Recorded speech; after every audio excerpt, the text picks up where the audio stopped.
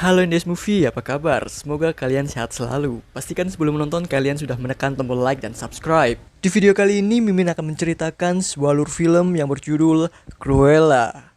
Film dengan genre crime thriller ini disutradarai oleh Craig Gillespie. Film Cruella ini menceritakan tentang seorang gadis yang cerdas dan suka memberontak bernama Estella yang diperankan oleh Emma Stone. Estella tinggal di kota London, Inggris pada era 1970-an. Estella terlahir berbeda. Ia terlahir dengan rambut separuh putih dan separuh hitam. Sejak kecil ia bercita-cita menjadi seorang desainer ternama. Sayangnya impian itu kandas akibat sebuah insiden memilukan yang ia alami pada masa lalunya. Saat usianya masih 12 tahun, Estella harus kehilangan kedua orang tuanya, serta kehilangan sebagian hartanya dan jatuh dalam kemiskinan. Dapatkah Estella meraih impiannya sebagai desainer terkenal? So let's see to the film. Film bermula di sebuah kota di London. Di sana terlihat bayi perempuan yang baru saja dilahirkan. Namun berbeda dari bayi lainnya. Bayi ini lahir dengan warna rambut yang unik. Separuh hitam dan separuhnya lagi putih. Bayi tersebut bernama Estella. Waktu pun berlalu. Kini Estella sudah tumbuh besar. Ia mulai masuk ke sekolah dasar. Namun di sekolah ia sering membuat masalah berulang kali karena banyak murid yang mengganggunya. Sampai akhirnya kepala sekolah memanggil ibunya. Dan Estella pun dikeluarkan dari sekolah. Karena dikeluarkan dari sekolah, ibunya mengajak Estella untuk pergi pindah ke kota. Namun di tengah perjalanan mereka singgah ke sebuah aula yang bernama Hellman Aula.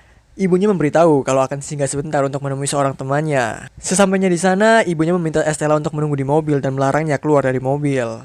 Namun karena jiwa barbarnya, Estella pun nekat keluar dari mobil dan menyelinap masuk ke dalam aula. Sesampainya di dalam aula, ia terkejut karena di dalam sedang diadakan fashion show.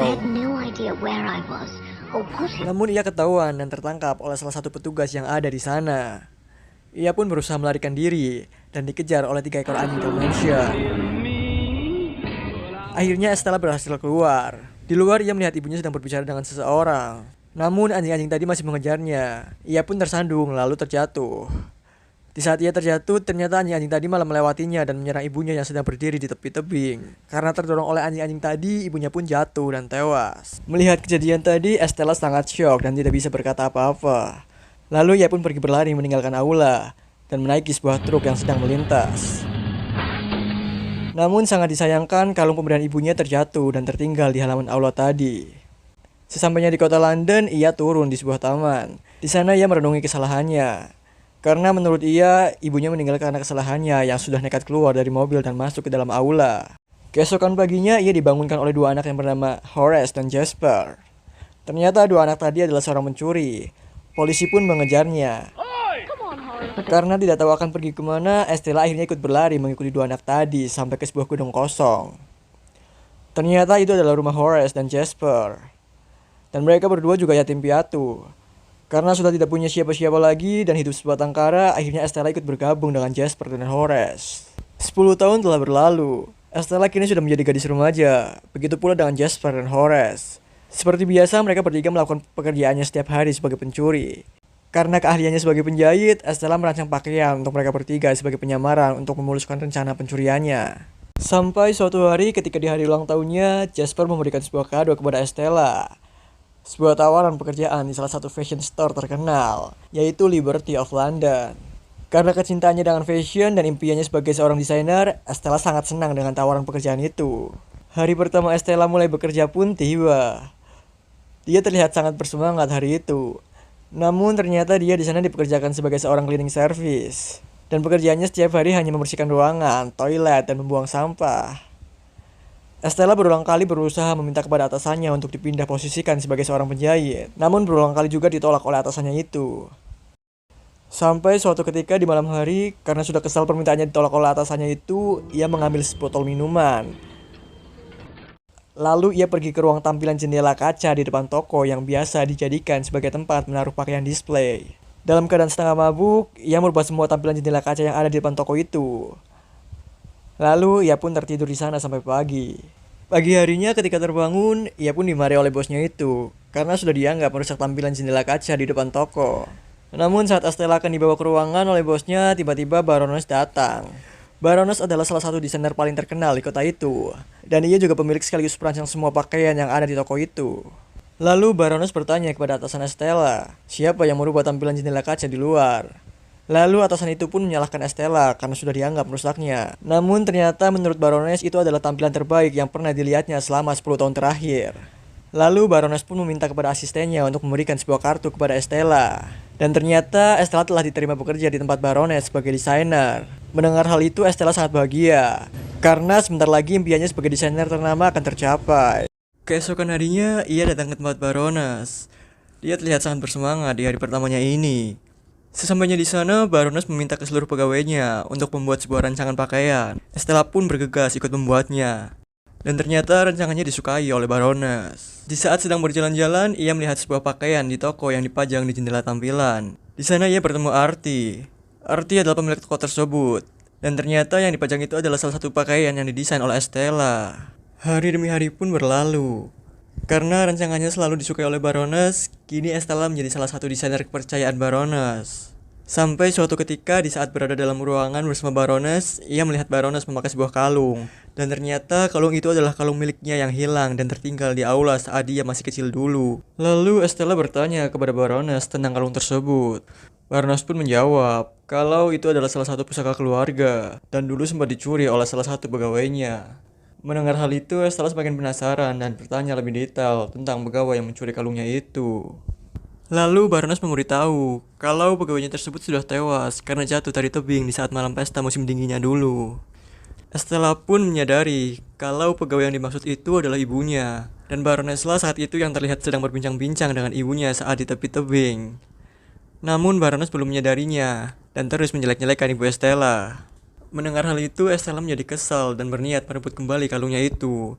Lalu ia pun meminta bantuan kepada Jasper dan Horace untuk mencuri kalung tersebut.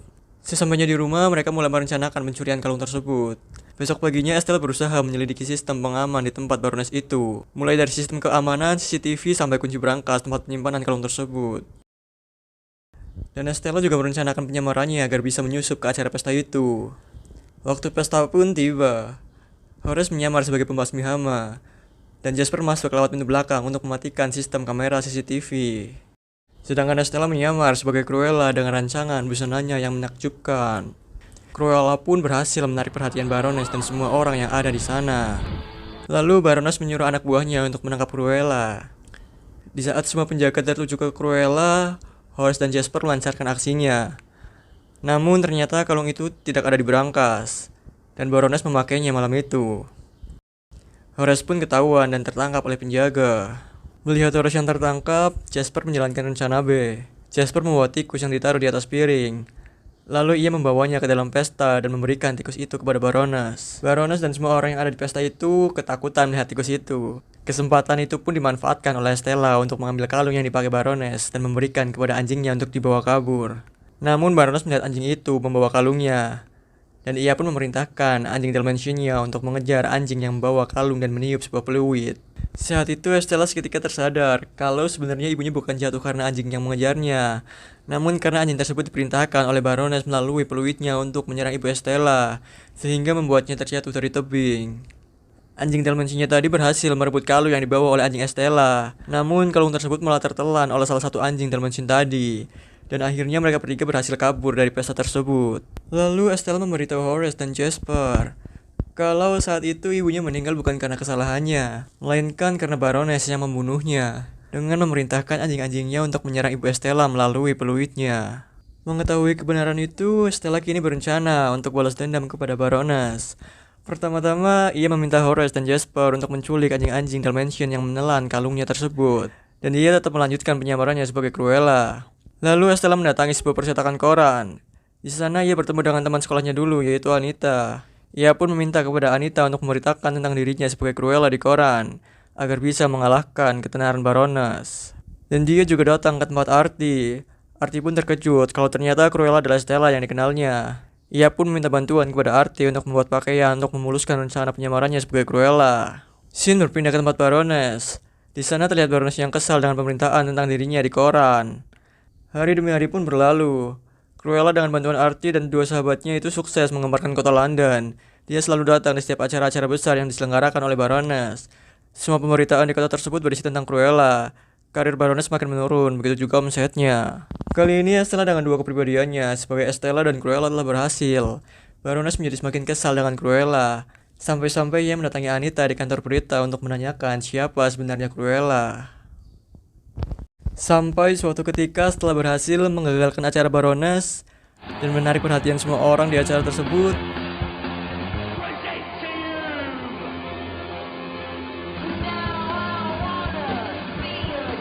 Baroness melihat Jasper dan Horace yang sedang berjalan kaki. Lalu Baroness menyuruh anak buahnya untuk mengikuti mereka berdua. Benar saja, sesampainya setelah di rumah, di sana sudah ada Baroness dan anak buahnya. Jasper dan Horace pun sudah tertangkap dalam posisi terikat. Lalu Baroness menangkap Estella dan mengikatnya di kursi. Ia pun membakar tempat tersebut dan meninggalkan Estella yang terikat di dalamnya. Bangunan itu pun habis terbakar dan Estella alias Cruella telah diberitakan tewas. Namun ternyata keesokan harinya Estella masih hidup. Ia telah diselamatkan oleh salah satu pengawal Baroness yang bernama John.